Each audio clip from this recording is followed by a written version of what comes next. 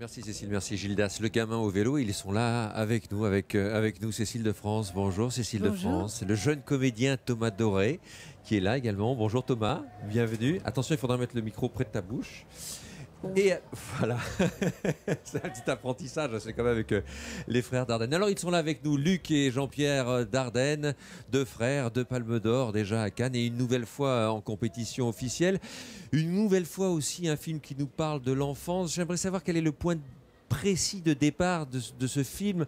L'enfance abandonnée, comment s'est construit, comment s'est déroulé le fil? Luc, tu peux nous expliquer? Ah, Luc. Oui, ça vient du Japon. Du Japon? Oui, de Tokyo, de la banlieue de Tokyo. Ah bon? En 2002, on a montré un de nos films là-bas dans une campagne pour l'abolition de la peine de mort. Oui. Et c'était le film Le Fils. Oui. Et on a rencontré une juge de la jeunesse qui nous a raconté l'histoire d'un gamin qui avait été abandonné par son père, déposé dans un orphelinat, et le gamin l'avait entendu des années, et le père n'était jamais revenu. Et puis elle nous avait parlé de la vie de cet enfant après, de cet adolescent. Et ce gamin japonais est resté dans nos têtes. Et puis on avait un autre scénario avec une femme médecin qui ne s'appelait pas encore Samantha. Et puis à un moment donné, ils se sont rencontrés. Le personnage de la réalité, si je puis dire, ce gamin japonais, et une femme qui allait pouvoir peut-être le sauver de sa violence, le guérir de sa colère, Samantha, devenue coiffeuse. Ben voilà, on a fait rencontrer cette femme, l'amour de cette femme pour cet enfant. Voilà, c'est venu comme ça. Une belle histoire, une nouvelle fois. Et pour une première fois, là, une actrice confirmée, Cécile de France. On en avait parlé avec vous. Gildas me l'a rappelé là. Je me souviens des conditions draconiennes que vous aviez demandé. Ah oui, oui, on vous avait parlé de Benoît Poelvoorde ou de Cécile de France éventuellement dans votre cinéma. Vous m'aviez dit oui, mais alors pas de portable, pas de ceci, pas de cela. Vous aviez été. Alors qu'est-ce qui s'est passé pour que la glace se brise comme ça? C'est suite à notre rencontre. Ah, c'est ça, bien sûr. On s'est dit, ils doivent avoir raison. Hein. Voilà. Non, nous, on avait, pendant qu'on écrivait le scénario, on avait envie de travailler avec une comédienne très connue pour porter le rôle de Samantha. Ouais. Et quand le scénario était terminé, on a pensé tout de suite à Cécile de France. Parce qu'il nous semblait que Samantha avait besoin de ce que Cécile peut amener. Ouais. C'est-à-dire une évidence de la présence. Et qui peut entraîner le spectateur dans l'opération de sauvetage de Cyril qu'elle va mener, et une lumière qui va illuminer ce gamin et le film. Voilà. C'est vrai, sans qu'on ait forcément besoin de se poser des questions. Cécile de France, est-ce que vous posez des questions avant d'aller tourner devant la caméra des frères Dardenne? Et lesquelles? Alors, exceptionnellement, parce que d'habitude, on a rarement des répétitions aussi longues. Ouais. Donc là, on a la chance d'avoir un mois de répétition dans les vrais décors, dans nos costumes, avec tous les accessoires. Enfin, c'est un grand luxe, en fait, de pouvoir vraiment... Donc, on a le temps de chercher, de discuter. Et voilà, il faut du temps pour aussi être à la hauteur de leur univers, de vraiment comprendre leur manière de travailler, de mettre en scène. Et sans ces répétitions, je pense que j'aurais été complètement à côté de la plaque, en fait, parce que j'aurais été tentée de mettre en valeur mon personnage, d'aller vers une performance. Or, il fallait vraiment que ce soit le personnage qu'interprète Thomas qui soit vraiment le héros, comme dans tous leurs films. La caméra est vraiment proche d'un seul personnage et autour gravitent et satellite les autres, quoi. Mais il fallait vraiment que je sois au service de la performance de Thomas. Ça veut dire plus de retenue? Ça veut dire quoi? Qu'est-ce que vous avez découvert, Cécile? Oui, en fait, ils m'ont dit, il faut juste que tu sois toi-même, que ton visage, ton corps, ta lumière intérieure raconte ce dont on a besoin pour ce personnage. Tu n'as pas à te poser des questions, tu n'as pas à essayer de comprendre les explications, les motivations psychologiques de Samantha. Sois juste toi. Très vite, ils m'ont dit ça. Donc, pour moi, c'est pas habituel, puisque évidemment, j'ai l'habitude de créer, de fabriquer, de composer. Puis voilà, j'ai toujours tendance à aller vers une performance. Oui, voilà. C'est vrai. Donc c'était évidemment un exercice pour moi. Et voilà, comme c'est les frères Dardenne, je leur ai fait confiance complètement, quoi. Donc vous allez lâcher prise. Ouais, mais évidemment, parce que si je le fais pas à ce moment-là, je serais passée à côté de cette expérience, quoi. Donc j'ai appris beaucoup de choses. Et ça, c'est une performance, Cécile de France, croyez-moi. Thomas Doré, alors évidemment, on découvre aussi une nouvelle fois un comédien incroyable. Thomas, alors, comment ça s'est passé pour toi, cette expérience? Qu'est-ce que tu as découvert?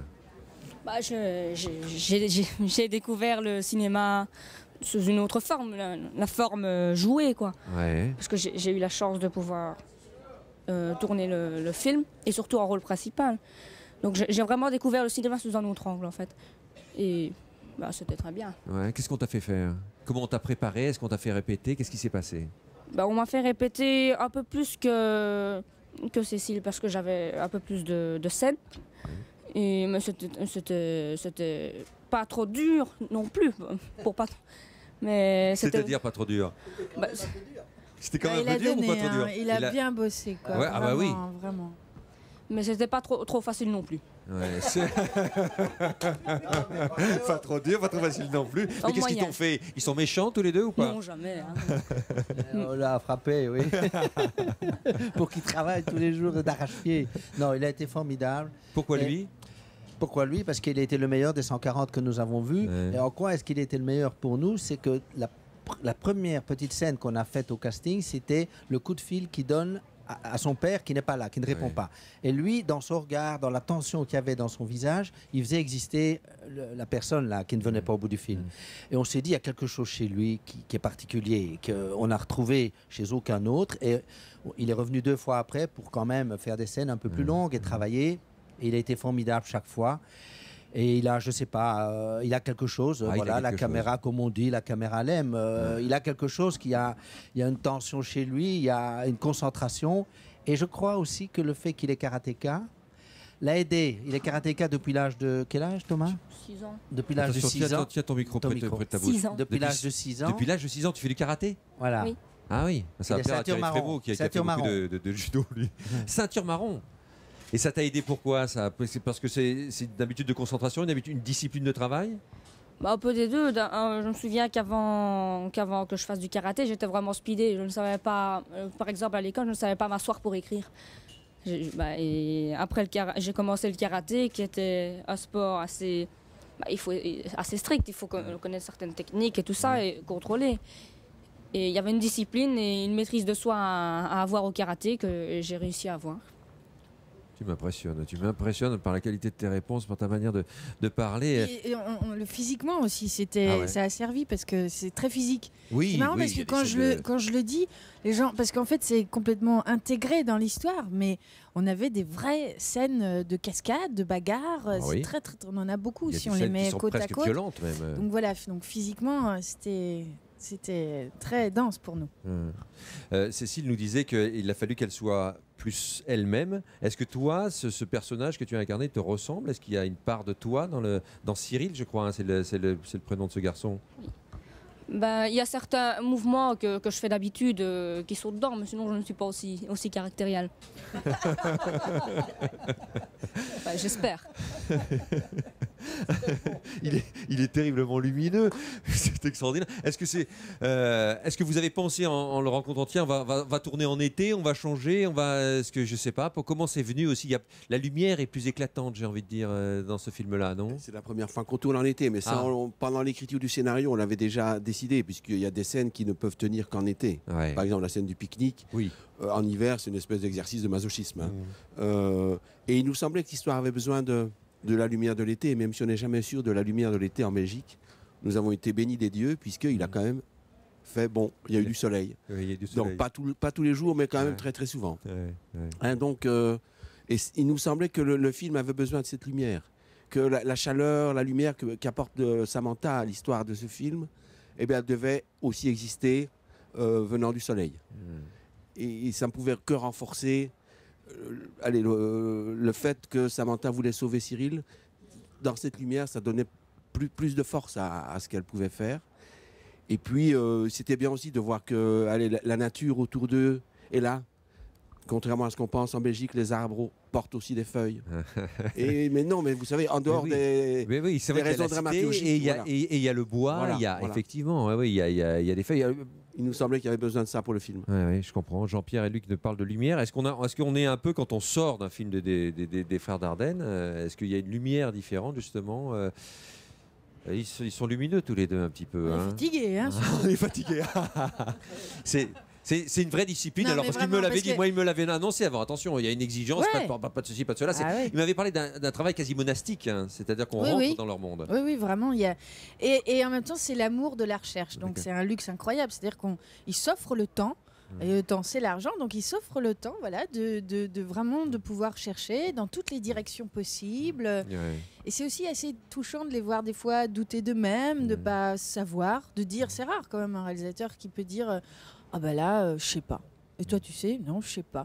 Enfin, souvent, voilà, ils veulent pas montrer. Alors bon, et là, voilà, c'est une grande humilité et une grande force de pouvoir vraiment prendre le temps d'être sûr qu'on a été au cœur de la scène, au plus fort de ce qu'on peut raconter avec une histoire aussi dingue, quoi. Il n'y a plus de doute. Maintenant, moi, vous me donnez le doute. J'ai parlé de monastique, mais je crois que c'était plutôt monacal que je voulais dire. Ah, on est d'accord, vous m'en voulez pas, Jean-Pierre, Luc, vous êtes gentil. Vous savez, Vous avez de la a, compassion. Cécile nous a appris une chose qu'on ignorait. Dans une interview, elle a dit que certains réalisateurs ou réalisatrices, quand ils ne savent pas ce qu'ils doivent donner comme indication et qu'ils veulent montrer qu'ils savent, ils disent on installe une grue. C'est pas mal, mais ça coûte un peu plus cher. Mais Vous préférez vous poser cette question. comme on n'a pas de grue, on est obligé de dire on ne sait pas, on attend. Merci beaucoup. Merci Jean-Pierre, merci Luc, merci Cécile et merci Thomas. Bravo à tous. Le gamin au vélo en compétition à Cannes.